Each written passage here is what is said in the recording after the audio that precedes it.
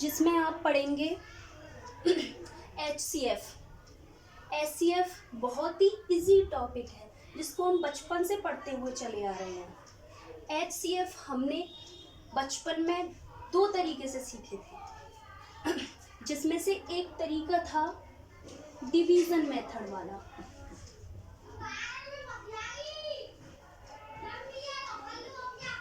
Division method में हम कैसे करते थे, हमारे पास कुछ नंबर्स होती थी और उन नंबर्स का हम एक दूसरे से डिवाइड करते थे। डिवाइड में हम छोटी वाली संख्या को यहाँ और बड़ी वाली को यहाँ लिखते थे, जिसके लिए इससे हमने डिवाइड दिया तो ये गया 3 टाइम्स, और 3 टाइम्स जाने के बाद यहाँ रिमाइंडर हमारा जो रह गया वो रह गया 30। जब यहाँ जो जिससे हम डिवाइड दे रहे होते थे उसको हम लिखते थे यहाँ, और इसको लिखने के बाद हम फिर से इस चीज़ का डिवाइड बनाते थे। 30 का डिवाइड जब हम 130 में देंगे तो हमारा जाएगा 4 टाइम्स, और 4 टाइम्स जब जाएगा तो ये हो गया 120, ये हो गया 0 1 यानी कि 10 का जब हम इसमें डिवाइड देंगे तो ये हो गया 30। 10 का जब हमने 30 में डिवाइड दिया तो ये 3 टाइम्स गया और पूरा चला गया, और ये हो गया हमारा फिनिश। यहाँ पर हमारा HCF होता था इक्वल 10।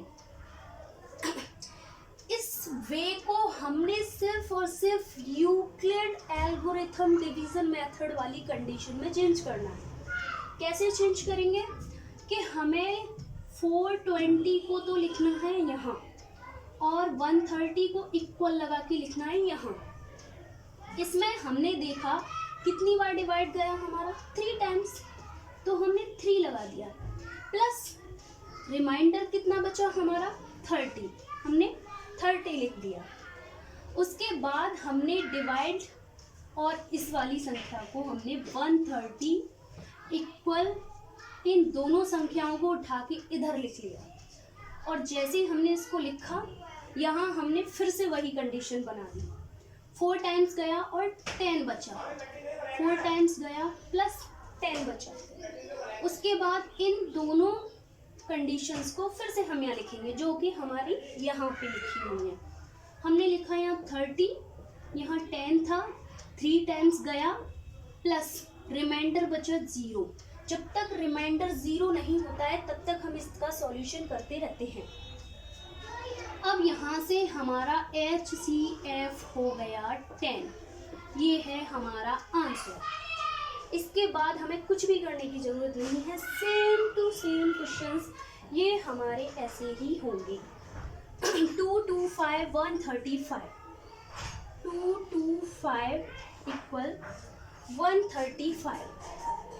135 में हमने 1 का 1 बार जाएगा हमारा डिवाइड, और जब 1 बार डिवाइड जाएगा उसमें बचा हमारा 90 प्लस इन दोनों संख्याओं को हमने फिर से यहाँ लिखा।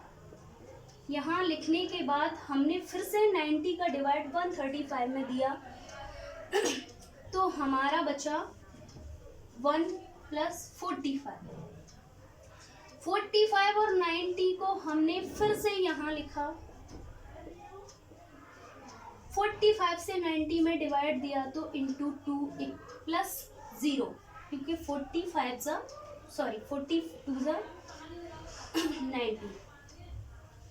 ये हो गया HCF इक्वल 45।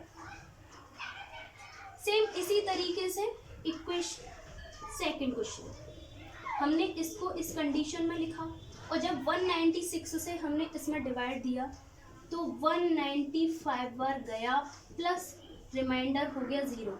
ये क्वेश्चन हमारा एक ही लाइन में ख़त्म हो गया, और जैसे ही हमारा ये एक लाइन में फिनिश हुआ हमारा आंसर हो गया HCF इक्वल 195।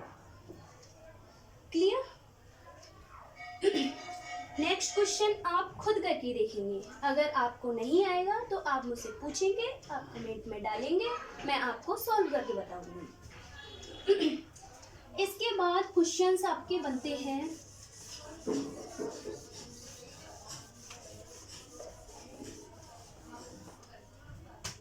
किसी को अगर नोट करना है तो वो नोट कर सकता है।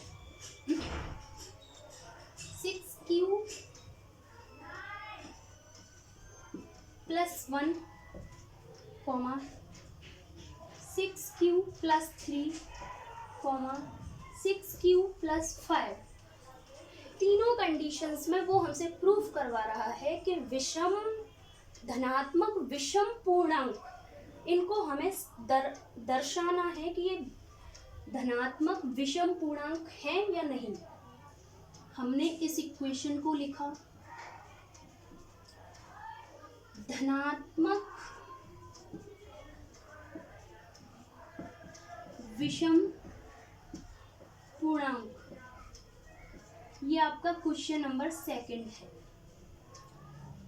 धनात्मक विषम पूर्णांक होने के लिए हमने पढ़ा है कि कंडीशन होती है 2n + 1, और धनात्मक सम पूर्णांक होने के लिए कंडीशन होती है 2n। तो हमें इससे तो फिलहाल कोई मतलब नहीं है, हमें सिर्फ धनात्मक विषम पूर्णांक की कंडीशन फॉलो करनी है, 2n + 1। 6q + 1 में आपको 2, 3q + 1, कुछ नहीं किया मैंने। 6q को मैंने 2 × 3q लिखा, जहाँ 3q = k1। ये मैंने सिर्फ और सिर्फ लेट किया है। लेट करने के बाद ये हो गया 2k1 + 1, ये 2k1 + 1 हो गया, जो कि कंडीशन किस में फॉलो अप कर रही है, 2n + 1 की कंडीशन में। इसी तरीके से 6q + 3, 6q + 3 में 2, 3q + 3 को मैंने लिखा 2 + 1, इन दोनों में से मुझे 2 कॉमन मिला, मैंने लिखा 3q + 1, और इस +1 को मैंने q के यूँ लिख दिया। ये हो गया 2, इसको मैंने लिखा k2 + 1, जहाँ 3q + 1 = k2 मैंने लेट किया है। ये कंडीशन 2n + 1 की फॉलो कर रही है। 6q + 5 = इसको भी इसी तरीके से प्रूफ करेंगे, 2, 3q + 4 + 1, इन दोनों में से 2 कॉमन लेंगे, 3q + 2 + 1, 2k3 + 1, जहाँ 3q + 2 = k3 मैंने लेट किया है। k1, k2, k3 तीनों धनात्मक पूर्णांक हैं, जिसकी वजह से 6q + 1, 6q + 3, 6q + 5, अतः धनात्मक विषम पूर्णांक होंगे। नेक्स्ट क्वेश्चंस इसी तरीके से आपको प्रूफ करने हैं। मैं आपको बस थोड़ा सा हिंट दे देती हूँ। क्वेश्चन नंबर 3 आपका इसी तरीके से हो जाएगा। क्वेश्चन नंबर 4 और 5 आपको उस एक क्वेश्चन में आपको स्क्वायर दे रहा है, यानी कि वर्ग प्रूफ करवा रहा है, और उसके नेक्स्ट वाले क्वेश्चन में आपको घन प्रूफ करवा रहा है, यानी कि क्यूब प्रूफ करवा रहा है।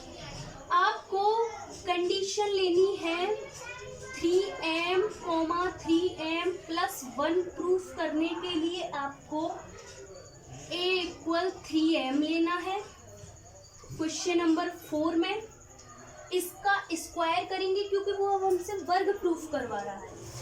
ए स्क्वायर लेंगे, ये हो गया 3m का होल स्क्वायर। यहाँ से हमें मिला 9m स्क्वायर।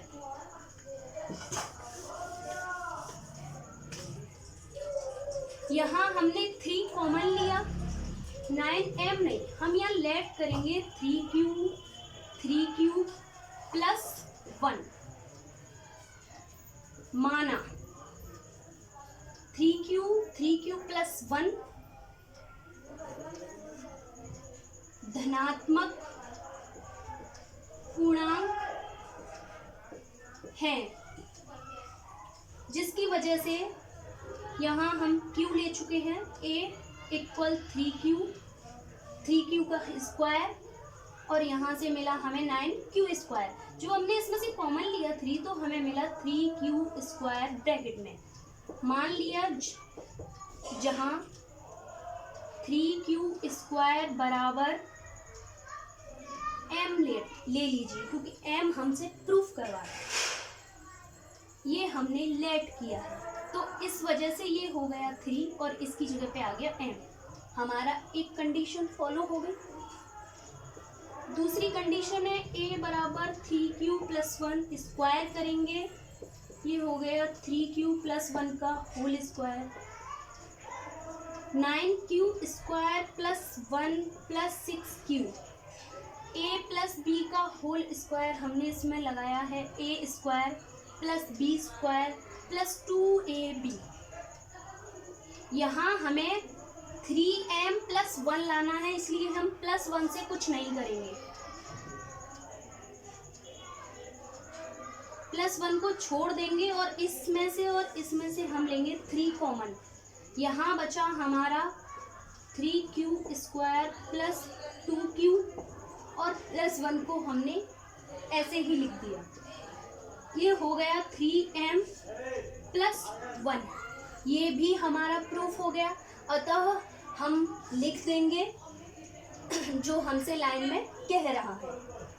इसी तरीके से घन वाला हो जाएगा, वहाँ भी हम 3q plus 1 and 3q plus 2 लेंगे और उस लास्ट सवाल को आप खुद करेंगे।